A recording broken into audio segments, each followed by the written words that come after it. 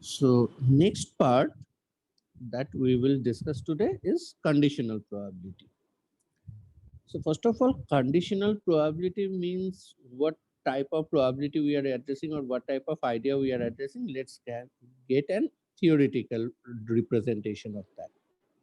So conditional probability is when we determine probability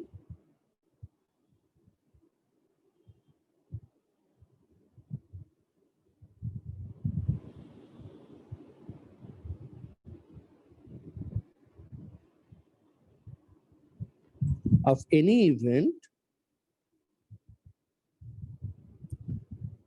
under the hypothesis that some other event has already happened,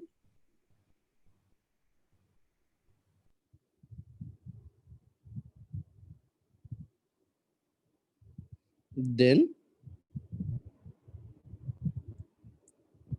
it is called conditional probability.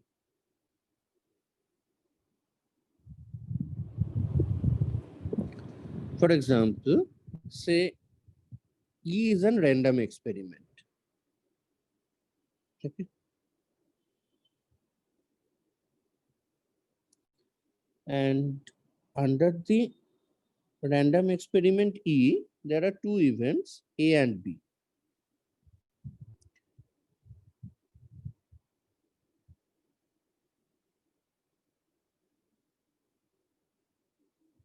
So these are events connected with the random experiment E. Then if you have the information, B has already happened. This B has already happened. On the basis, if you try to determine probability of happening A, then this is called conditional probability of A given B, and we denote it as probability of A given B. This slash or by, whatever is the notation you are using, this stands for given B. Means we are trying to determine probability of happening A when it is already known when it is already known B has happened. So if we try to decide this by Venn diagram, you can consider the event space of the random experiment E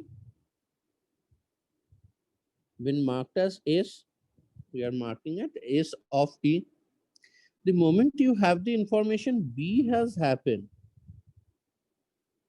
so we are restricting our consideration to B.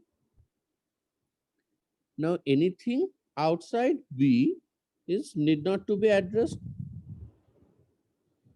So instead of the total sample space, now our concentration is on B.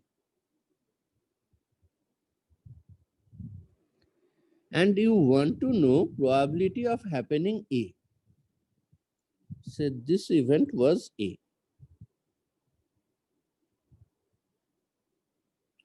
So this section, which is common to A and B, this is favoring happening of A, and hence probability of A given B, that will be described as probability of simultaneous happening. You can mark it as probability of AB divided by probability of B. You can consider this as a journey to that cardinality of A intersection B divided sir by, A B तो A intersection भी तो yes, divided by cardinality of B, because the moment we have the information B has happened, our all consideration is cardinality of B. That may be in terms of point, that may be in terms of area, that's different issue. But cardinality of B is all we are considering now. And under that hypothesis, that B has happened, the probability of happening is justified by their common part. Now, if you divide them both with cardinality of S, so cardinality of A intersection B divided by cardinality of S, this whole thing divided by cardinality of B divided by cardinality of S. So these things are going to get changed into probabilities then, describing as probability of A given B is equals to probability of A intersection B or probability of AB divided by probability of B. Just a moment.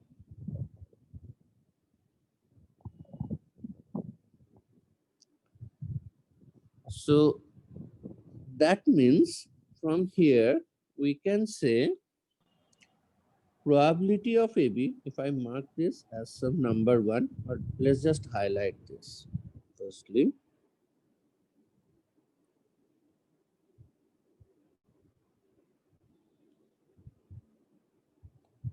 And let's give it a number 1. So this 1 justifies probability of AB as probability of B multiplied with probability of A given B. Mark it 2. So similarly, probability of B given A means probability of happening event A under the hypothesis A has already happened. This will be probability of their simultaneous happening by probability of happening A. And from here, we can mark probability of simultaneous happening as probability of A into probability of B given A. So just reconsider these two forms, which is represented by relation 2 or relation 4. So the same probability of simultaneous happening of A and B been justified in two ways. In relation to, it's been justified as probability of happening B multiplied with probability of happening A when B has already happened. Whereas in the next relation, that is in relation 4, probability of simultaneous happening of AB been justified as probability of happening A multiplied with probability of happening B under the hypothesis A has already happened. So this gives us the option of determining probability of simultaneous happening as per the data available with us.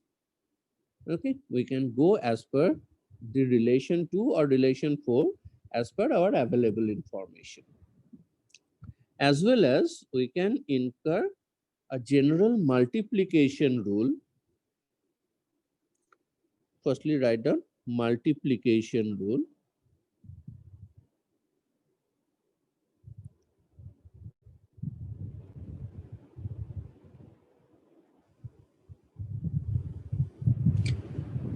Under multiplication rule, from 2, if I move to 3 events A, B, C, so probability of their simultaneous happening can be marked as probability of A into probability of B given A and probability of C given AB.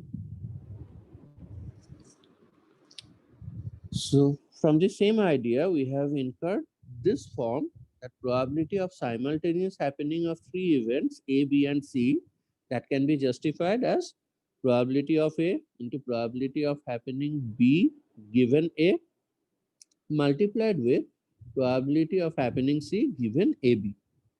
Okay, like if we try to simplify this algebraically, you can think of that these two can be multiplied together to generate probability of AB, and probability of C given AB can be written as probability of ABC divided by probability of AB. So that will make it equal with the left hand side. And general multiplication rule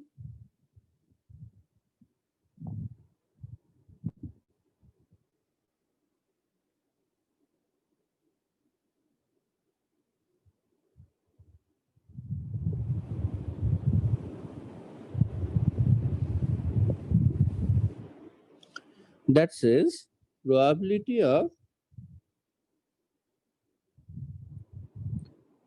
simultaneous happening for n events, say A1, A2, A3 up to AN. This can be marked as probability of happening A1 into probability of happening A2 given A1 into probability of happening A3 given A1, A2, so on, probability of happening AN given A1, A2, A3 up to AN minus 1. So this is general multiplication. So basic idea of conditional probability is, over there we will not address the whole spectrum as possibility. As per the given information, we will reduce our spectrum of consideration. For example, you just consider a person has selected a natural number from first 20 natural number. What is the probability? It is 2. Can anyone answer me? Sir, question repeat one. Person has 1 selected by a 20. natural number from first 20 natural number. What is the probability? He has selected 2. 1 by 20. 1 by 20. Now, a person has selected a natural number from first 20 natural number. If he has selected a prime, what is the probability that he has got 2? 1 by 8. Now it's 1 by 8. Should it be any more 1 by 20? No, sir. The No, sir. moment we have got No, this sir. additional information that he has selected a prime, so should we bother about the other 12 numbers which are not prime and within top 20 natural numbers? So within first 20 natural numbers, what other 12 numbers are there, they have been excluded from our consideration. And as soon as we have got our information that he has selected a prime, our considered domain been limited to the first 8 prime numbers, that is prime numbers from top 20 or first 20 natural numbers. And out of them, 2 is 1. So probability of getting 2 is 1 by 8. Is that clear to all? Yes, You sir. can also Yes, sir. justify by the Yes, sir. definition wise theory, like 2 and prime. Okay, so that's possible in one way out of 20. So getting probability of getting 2 from the first 20 natural number is 1 by 20, and probability of getting prime from first 20 natural number is 8 by 20. So their ratio can be said as the answer. So that's just the theoretical proceeding. As such, you can answer it feasibly and directly. Okay. So for example, just write Yes, sir. down one example with that. Two independent witnesses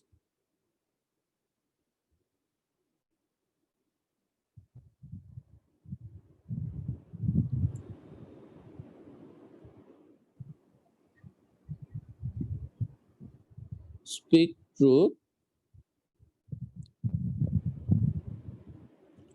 with probability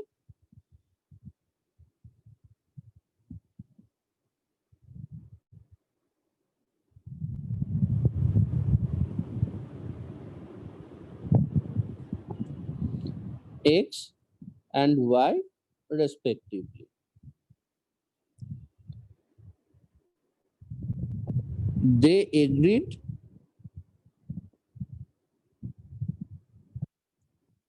on a certain statement.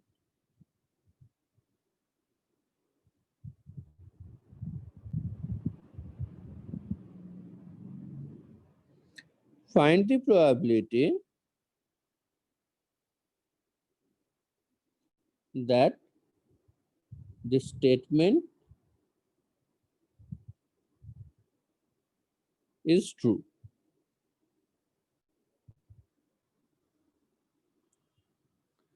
So in this question, we have not been given with the spectrum, but we have given with the probability and the independence. So our key thing in this proceeding is the independent witnesses. So that means any combination of statement from them is possible. They are independently giving their witnesses. The probabilities been given X and Y. And what is our given condition? They agreed on a certain statement. This is something which has been given additional information. So in how many occasions they can have an agreement? Though they are giving their witnesses independently, but when they are agreeing, that means either both of them are telling truth or both of them are lying. So if we go for probability of agreement,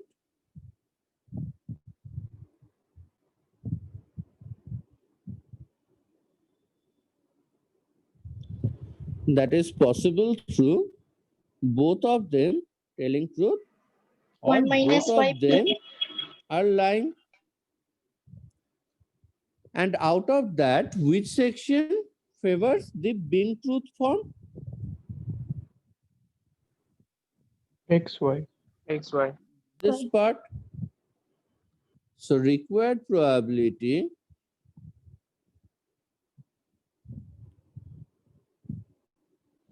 that will be xy divided by xy plus 1 minus x into 1 minus y. Okay. So from all possibility, which cases we have discarded? Where one of them telling truth and the other one is lying, that is x into 1 minus y and y into 1 minus x. This cases been excluded from overall possibility. And by which Sir, এটা information we have যে done that? probability of agreement টা add কেন করলাম দুটো সেটা একটু explain করবেন? Because these two cases are exclusive. Either both of them telling truth or otherwise both of them are lying. Then only we can have an agreement. Okay. Though it is not necessary that when both of them are lying, they should say the same lie. But we do not have much information in that direction, that what is the probability of telling a common lie. But we have been given this information, they agreed on a certain statement. So definitely it is happening through their common lie, that's for sure. Okay. So Yes. that is why for agreement we have decided the probability, and out of which the statement is true is possible when both of them are telling truth. Is that okay with everyone? Yes, sir. Okay. Similarly, we can think of another example.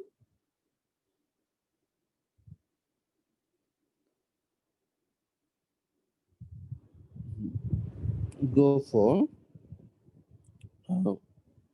a pair of die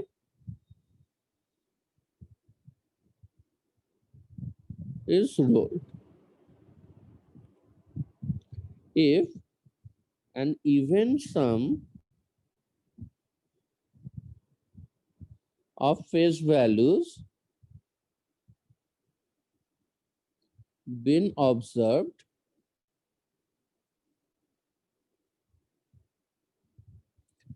what is the probability that the sum found was 10.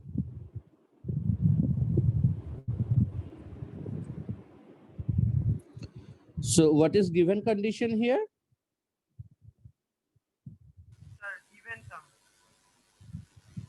Even sum of phase values. Even.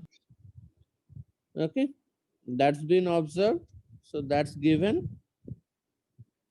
So under this possibility, should we consider all 36 outcomes? Still considerable? No, sir. No, sir. No, sir. Okay. So we need to consider in how many ways we can have even sum. Like even sum varies from 2 to 12. Sum 2 is possible in one way. What about sum 4? 3. So 3 ways. In the way. What about sum 6? 5. 5 ways. 5 ways. What about sum 8? 5. 7. That's 5 ways. No. Sum 10? 3 ways. 3. Sum 12? 1 way. 3. 12 in one way. Okay. So these are now my possibilities. So that means my total spectrum been reduced to 18, and out of which 10 is been possible in 3 way. So required probability, Sir, 1 by 7. 1 by 6. 1 by 6. 1 by 6. Why 1 by 7, Ventrilla? Oh, yes, sir. 3 by 18. Yes, sir. It's 3 by 18 or 1 by 6. If we normally have the question, a pair of die is rolled, what is the probability of getting a sum 10? That should have been 3 by 36 or 1 by 12. Okay. Whereas even probability of getting an even sum is half. Is that clear? So 1 by 12 divided by half, giving us this 1 by 6 by the theoretical proceeding. And this is very much direct proceeding. Is this far clear? Now, the next part that we will consider is total probability theorem.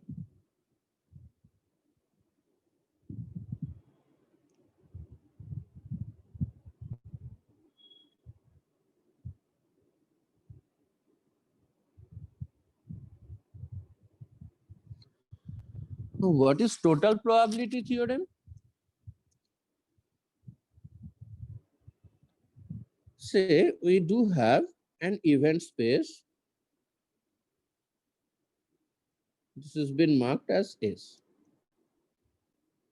This is event space of some experiment E. And we do have a mutual exclusive and exhaustive set of events from this event space.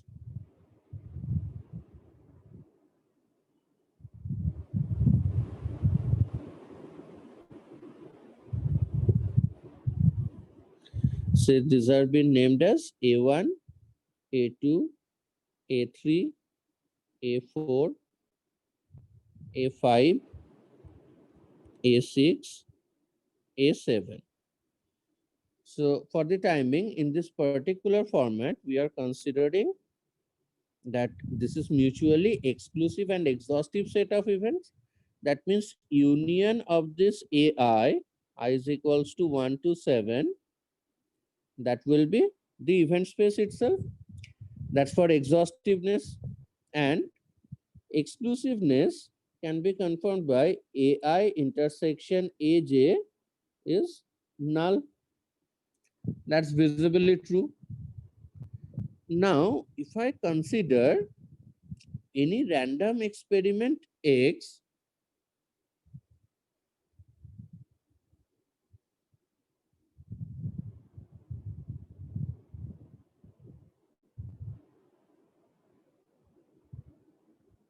so this experiment is X. So on the basis of this distribution already found in terms of the exclusive and exhaustive set of events, this X can be written as union of common parts of X with AI. I varies from 1 to 7. Can I do that? I have described X as union of its common part with each of the AI. Has everyone followed? So probability of X is probability of summation X into AI I is equals to 1 to 7. Now AI being mutually exclusive and exhaustive, X intersection AI, they are also exclusive. So I can bring this sigma outside. I is equals to 1 to 7. It's probability of X AI. And just a while ago, we have found probability of simultaneous happening. That can be written as per your found information. So you can mark it probability of happening each of the AI into probability of happening X when it is known that AI has already happened. Has everyone followed up to that? Is it clear to all? Yes, sir. Yes, yes, sir. Yes, sir. Now we can make this thing generalized apart from the diagram by transforming what we have in terms of 7 in terms of n. So removing all the 7, we can have n everywhere.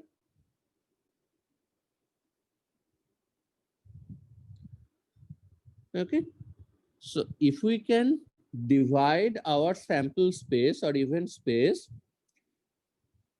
in terms of a set of exclusive and exhaustive set of events, then on that basis, it is expected we know probability of happening each part, and any random event connected with the same experiment now can be considered as union of its intersections with each of the disjoint parts. Though it's not necessary every part should contribute, like we could have had our X, which is not having intersection with all these 7 forms shown in the diagram. Even if we had our X not having intersection with some parts, still this description is true. So we are describing any random event X as union of its intersections with the disjoint AIs. Then in terms of probability, when we are trying to match, the intersection been replaced with product, the union replaced with summation, sum. And for AIs been exclusive, X intersection AI, they are also exclusive. So probability of sum of exclusive events, that is sum of individual probabilities of the exclusive events.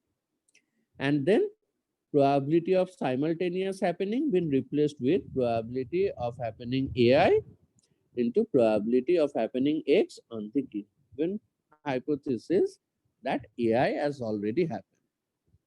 So this statement for Px, this is known as total probability theorem.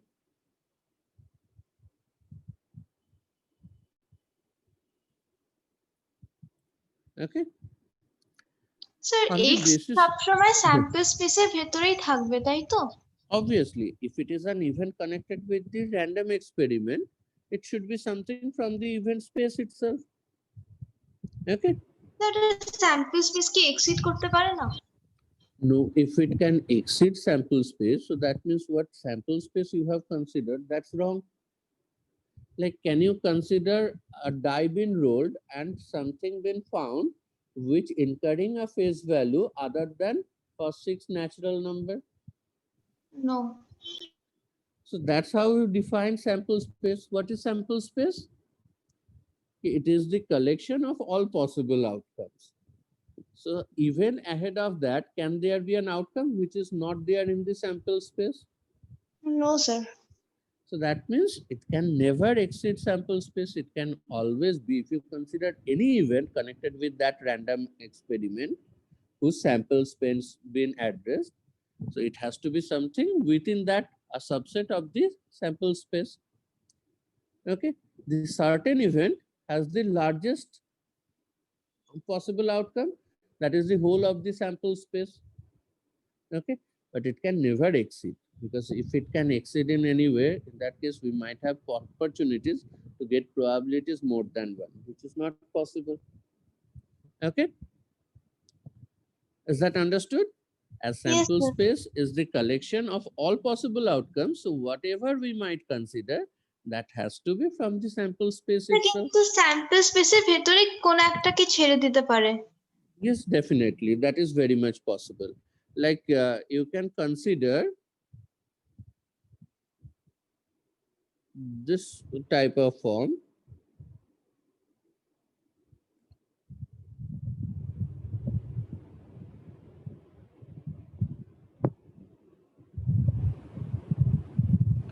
This is also possible for X, where it is not having intersection with A3 and A4. Okay, this is very much possible. It can be anything randomly. So in that case, do our representation get suffered? Like at this moment, if I consider X intersection A3, that will give me nothing. If I consider X intersection A4, that will give me nothing. Okay. Yes, sir.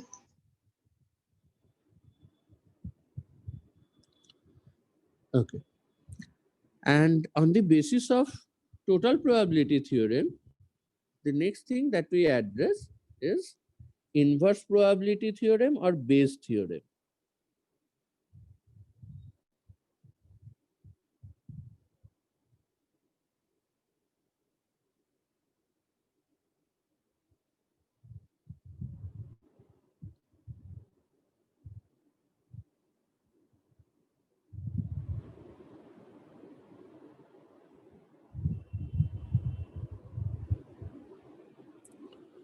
So what is the purpose of this Bayes theorem or inverse probability theorem? It is also justifying the same thing. Okay, E is a random experiment whose event space is S, as shown in the diagram, and we have an exhaustive, mutually exclusive and exhaustive set of event in terms of AIs. I varies from 1 to n, and X is any random event connected with the same random experiment. So now we know how to get to probability of X in terms of probability of the part events, the individual sets from the set of mutually exclusive and exhaustive set of events, and their common part with the random one. So instead of the earlier query probability of X, now if we have a reverse probability, like last time we have considered, when AI has happened, on the basis of this information, probability of X, probability of happening X, this is something well known to us. Now, if we have been asked about the reverse or inverse probability, say probability of AK given X, okay, where K is a natural number from the set 1 to n, okay. So out of them, any one is AK. So in that case, we need to go by the description of conditional probability. This is something we don't know. It is probability of happening AK on the basis of having X. Let us have an physical example. Okay. Say, consider we do have 3 bags. Okay. Say the bags are bag 1, bag 2, bag 3. Okay. Bag 1 has 7 red balls. Bag 2 has 3 red balls. And bag 3 has 5 red balls. Bag 1 has 8 green balls. Bag 2 has 4 green balls. And bag 3 has 1 green ball. Okay. Now, say X is the event of getting a green ball. So if all 3 bags are equally likely, okay, we can have probability of selection of bag 1 or bag 2 or bag 3. And when bag 1 is selected, can you tell me what is the probability of getting a red ball? 7 by 15. 7 by 15. 7 by 15. If bag 2 is selected, can you tell me the probability of getting a red ball? 3 by 10. 7. 3 by 7.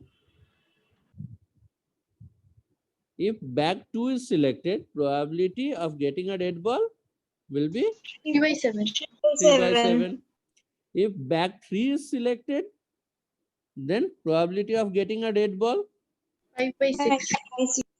So that means I can now find probability of getting a red ball as the probability of selecting bag 1 into probability of getting red from bag 1 plus probability of selecting bag 2 multiplied with probability of getting red from bag 2 plus probability of selecting bag 3 into probability of getting red from bag 3. That is our total probability theorem. Now say you have been asked with the fact a red ball is selected. What is the probability it's been selected from bag 2? So obviously it is not something that direct. Can you identify the problem? So could you repeat the question? If my question is at this moment, a red ball is selected from the bag. What is the probability that it is selected from bag 2? So that means it is probability of bag 2 given red. We are comfortable with the reverse probability or inverse probability. We can have probability of red given bag 2, that we know. Yes, sir. 3 by It's 7. 3 by 7. But if you've been asked about probability of bag 2 given red, then it is not that trivial. Is that okay with everyone? Sir, will it be 3 by 7 by 7 by 15 plus 3 by 7 plus 5 It by will 6? be dependent over the probabilities of selection of individual bags. If I consider them 1 by 3, then what you were saying, that will be true. But if I have other probabilities associated with bag 1, bag 2, bag 3, then it's not going to be true. Okay? Okay, In that yes. case, we need to incur them. Anyway, let's have an idea how to proceed through the conditional probability. Even after inverse probability, then in comparison to our known information, we can still mark it as a conditional probability, and hence it is simultaneous happening of AK and X divided by probability of X. And now, as per the earlier exposure, the simultaneous happening can be represented in a way which is more comfortable to us. So we can now mark it probability of AK into probability of X given AK. Whereas the denominator has probability of X, which is already known to be summation over probability of AI into probability of X given AI. I varies from 1 to n. Okay. For example,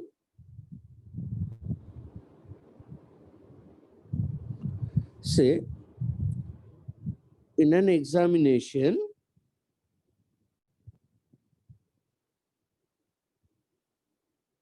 there is a question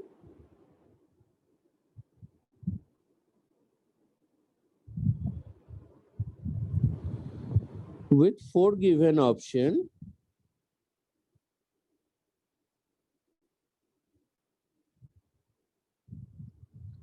of which only one is right.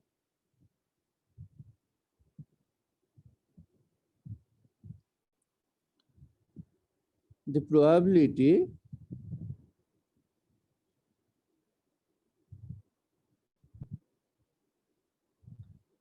that a student knows the answer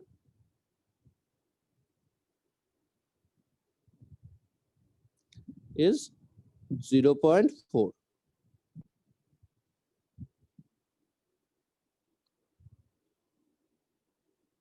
For copying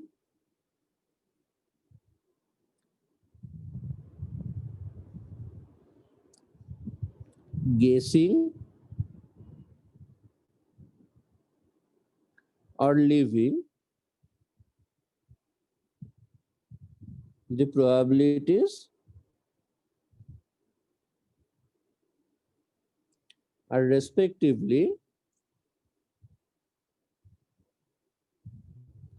0.3, 0.2, and 0.1. If, sorry, not if, probability of being right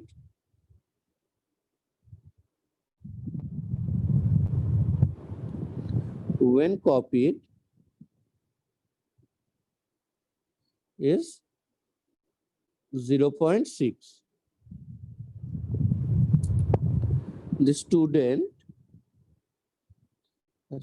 on the basis of that, consider of 2 questions. First is, what is the probability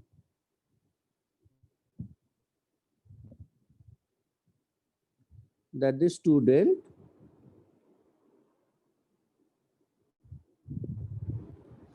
will give right response?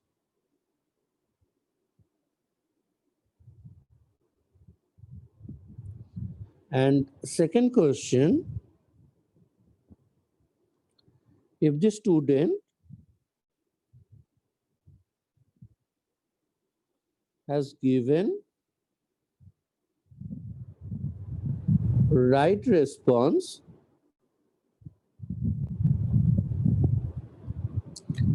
then what is the probability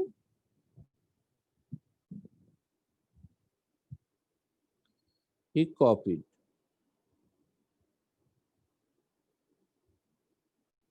Okay. So if I try to address this type of question, how we should approach this one? Like, we are firstly First are the marking total probability probabilities. given, second are base. Yes. So let us firstly mark. Let K stands for knowing. So probability of knowing is 0.4. And what about probability of being right? Say R for right. When he knows, what will be this? Can anyone answer that? 1. When he knows, it is expected that it will be right response. Probability of copying when given 0.3. And probability of being right when he copies is 0.6. Probability of guessing 0.2. And probability of being right when he guesses, what it will be? 0.25. 0.25. And why it should be 0.25? As there were Random 4 guess, so equal options. probability. Equally 4 likely. options. As there were 4 options, of which only 1 is right.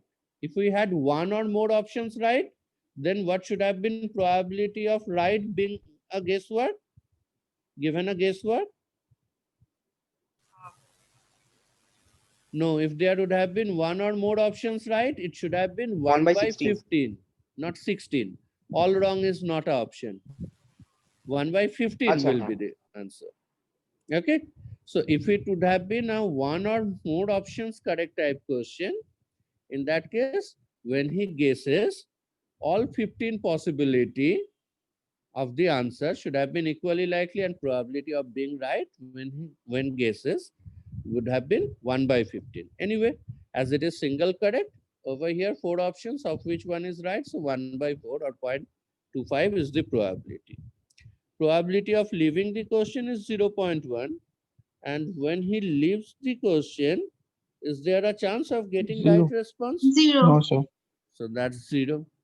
So now I can look for probability of being right, that is probability of K into probability of R given K plus probability of C, probability of R given C plus probability of G into probability of R given G plus probability of leaving into probability of being right when leaving.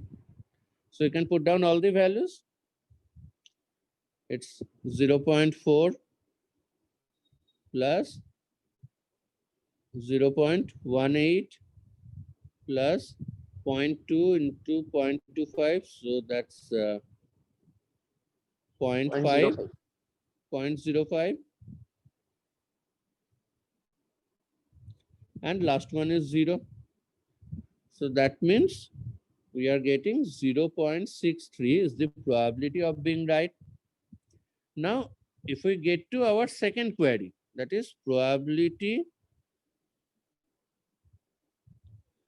of copying when it is known to be right, that can be marked as probability of CR by probability of R. That is probability of copying into probability of being right when copying divided by probability of being right. So out of our consideration, the copying section was this part. So this time our probability will be 0.18 by 0.63. That is after cancellation by 9, it's 2 by 7. Is that okay with everyone? Yes, sir. Yes, sir.